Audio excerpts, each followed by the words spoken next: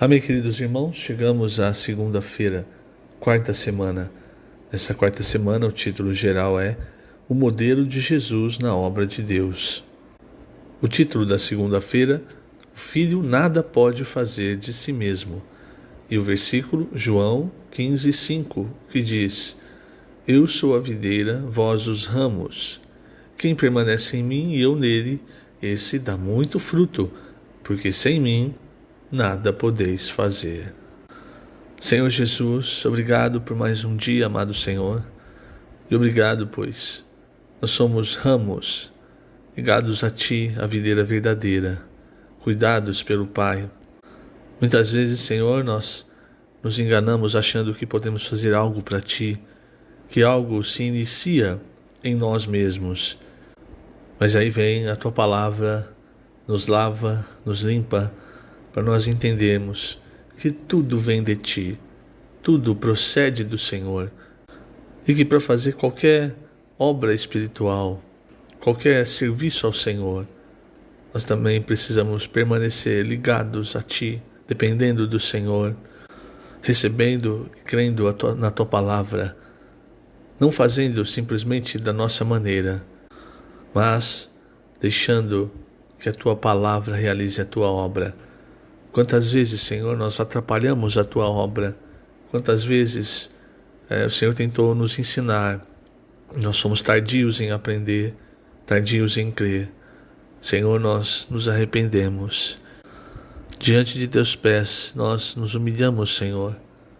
Não permita que nós caiamos, que nós andemos nessa linha, na linha que acha que pode fazer algo para Ti, na linha do orgulho, da ambição. Pelo contrário, Senhor, nós queremos sempre andar no Teu caminho, o caminho de se esvaziar, o caminho de se humilhar, o caminho de deixar de fato a Tua palavra, o Teu Espírito, nos usarem como canais para fazer a Tua obra.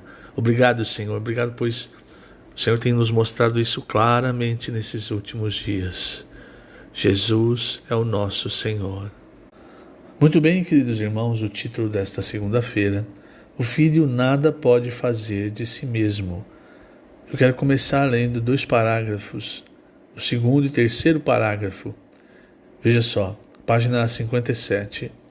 Pela revelação do Espírito, constatamos que os escritos de João são muito profundos, apesar de parecerem tão simples. A passagem do Evangelho de João, que destacamos a seguir, não está nos outros 3 evangelhos. Então vamos ler João 5,19.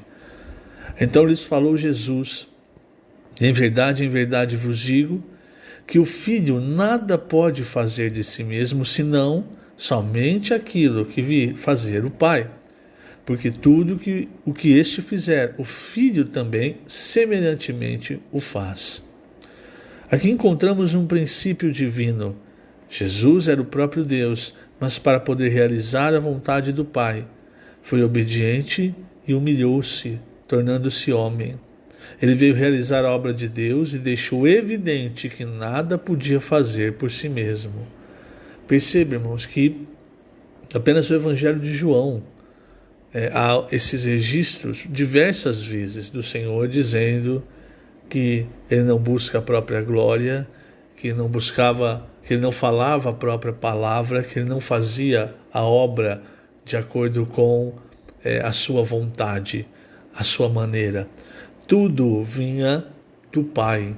E olha, nós estamos falando do Senhor Jesus, que era um com o Pai. E esses registros no Evangelho de João, irmãos, é porque, como nós vimos, quando começamos a entrar nos escritos de João, o Senhor quer nos levar com asas de águia. Ou seja, é Ele quem nos leva. Você vê em João 3, o Senhor dizendo para Nicodemos de maneira muito clara: o Espírito é como o vento. Você não sabe para onde vai, de onde veio. Então todo seguidor do Espírito precisa entender isso.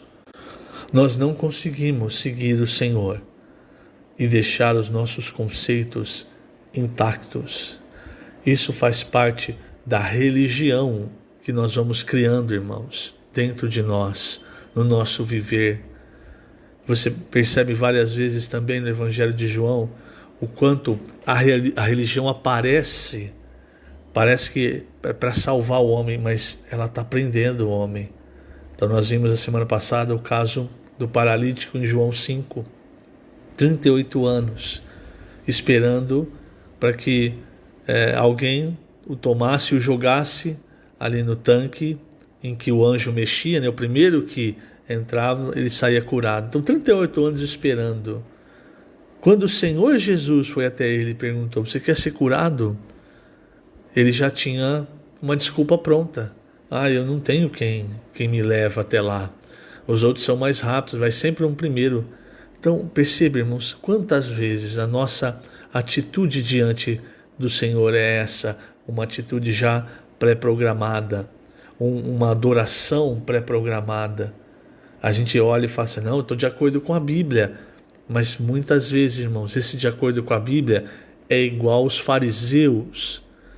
O modo como eles interpretavam, o modo como eles faziam as coisas. Então, veja novamente nesse exemplo do paralítico. Nós vimos o sábado foi feito para o homem e não o homem para o sábado. Então, quando ele foi criado, quando o paralítico foi curado, irmãos, que seja num sábado, num domingo, numa segunda, o que importava era a cura. Mas o que os fariseus deram importância? Você foi curado no sábado, você tomou o seu leito, está andando no sábado. Você percebe? Não podemos trilhar esse caminho, irmãos. Por isso sempre precisamos receber a palavra do Senhor e permitir que ela entre em nós, destruindo os conceitos, as coisas religiosas que vão se formando em nós. Porque no final, o pior inimigo do Senhor Jesus no seu ministério terreno não foi Satanás, não foram os pecadores, foram as autoridades da religião judaica. Isso, irmãos, para nós precisa ser de grande luz. O Senhor nos deu um princípio aqui: quem faz a obra é a palavra, é o Espírito. Veja o próximo parágrafo da página 57. Tal princípio foi ignorado pela Igreja nos 20 séculos de sua história, porque muitos servos de Deus usaram a própria capacidade para fazer a obra de Deus. Ainda hoje, alguns se consideram muito versados na Bíblia, conhecedores de técnicas sobre como administrar e pastorear a igreja, como evangelizar e etc. Jesus, entretanto, mostrou exatamente o oposto. Ele disse que nada podia fazer de si mesmo. Esse princípio é superior e muito precioso, e por isso, e por ser os trabalhadores da última hora, nós devemos sempre observá-lo. E aqui na segunda-feira também, irmãos, nós temos uma comparação com o que aconteceu com Lúcifer. No capítulo 28 de Ezequiel, no capítulo 14 de Isaías, nós temos um breve relato do que aconteceu com Lúcifer, né, que agora nós conhecemos como Satanás ou o Diabo. Então, o capítulo 28, a partir do versículo 12 de Ezequiel, diz o seguinte: Filho do homem, levanta uma lamentação contra o rei de Tiro e diz-lhe: assim diz o Senhor Deus, tu és o sinete da perfeição, cheio de sabedoria e formosura. Então veja, o sinete da perfeição, irmãos, quer dizer que Satanás, enquanto Lúcifer, na verdade, ele era um ser criado por Deus perfeito. Interiormente, irmãos, cheio de sabedoria, exteriormente cheio de formosura. Versículo 13 diz assim: estavas no Éden, jardim de Deus, de todas as pedras preciosas te cobrias, o sárdio, topázio, diamante, enfim, de ouro se te fizeram os engastes e os ornamentos, no dia em que foste criado, foram eles preparados. Aqui o Éden, irmãos, muitos confundem com o jardim do Éden terreno, mas o jardim do Éden terreno, irmãos, ele na verdade é uma entre aspas, uma cópia do jardim do Éden celestial. Celestial, que eu digo, no terceiro céu, onde Deus habita. Quando Deus cria essa terra e cria o jardim do Éden, o que ele queria? É trazer o ambiente celestial para essa terra, para introduzir o homem no ambiente celestial, para que o segundo passo fosse dado após o homem comer da árvore da vida, que seria o homem receber a vida de Deus, tornando-se um com Deus em vida e natureza, mas não na deidade.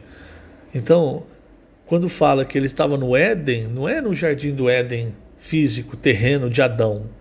Então, por isso que dá toda essa descrição das pedras. É no jardim do Éden celestial, no terceiro céu, é onde está o trono de Deus. Vai lá em Apocalipse 4, naquela figura do trono de Deus que João vê, você vê exatamente essa figura, um trono cheio de pedras preciosas. E o versículo 14 diz: Tu eras querubim da guarda ungido. Veja, irmãos, Lúcifer não tinha qualquer posição, ele não era qualquer anjo. Ele tinha uma posição superior. Além de ser um querubim, ele era um querubim ungido. Quando Deus unge alguém, é para algum serviço. E depois, conforme nós vamos lendo as Escrituras, nós percebemos que ele era o responsável, aquele que foi ungido por Deus para governar o mundo de outrora, o mundo antes da criação de Adão, de Eva. Então o versículo 14 diz: Tu eras querubim da guarda, ungido, e te estabeleci. Permanecias no monte santo de Deus, no brilho das pedras andavas. É o que? É onde o Senhor estava. Então Satanás tinha acesso ao trono de Deus, o que não é todos os anjos que têm. Versículo 15: Perfeito eras nos teus caminhos, desde o dia em que foste criado, até que se achou iniquidade em ti. Qual foi essa iniquidade, irmãos? Eu vou pular do versículo 15 para o 17. Elevou-se o teu coração por causa da tua formosura.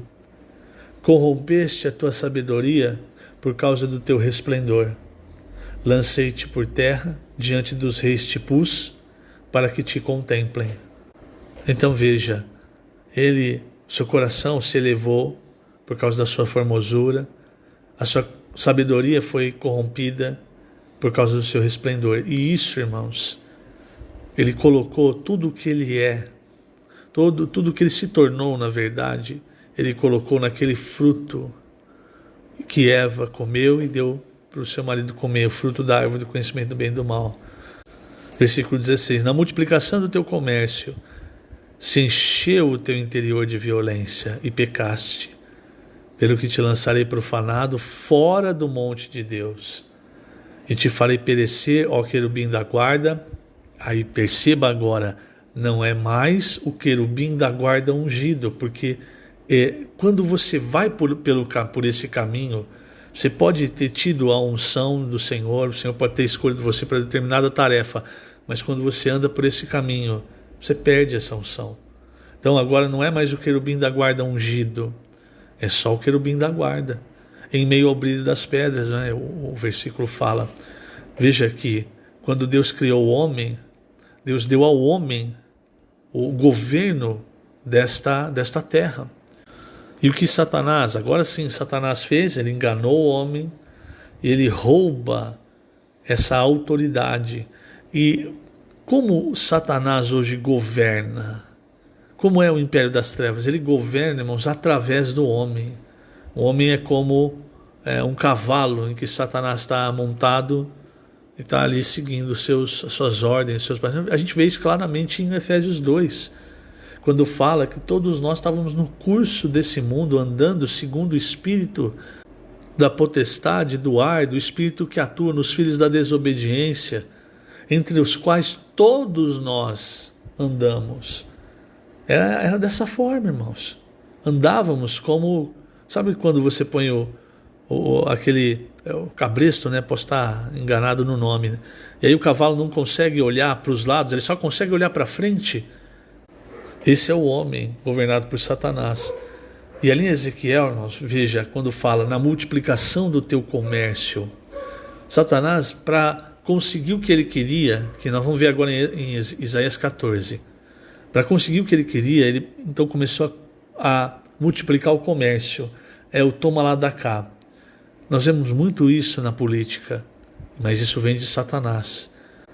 Esse comércio como era? Olha, se você ficar do meu lado, a hora que eu subir, a hora que eu tiver o poder, então eu vou dividir o poder com você. Você vai ser isso, você vai ser aquilo, outro. Fazendo isso, ele enganou 1/3 dos anjos de Deus.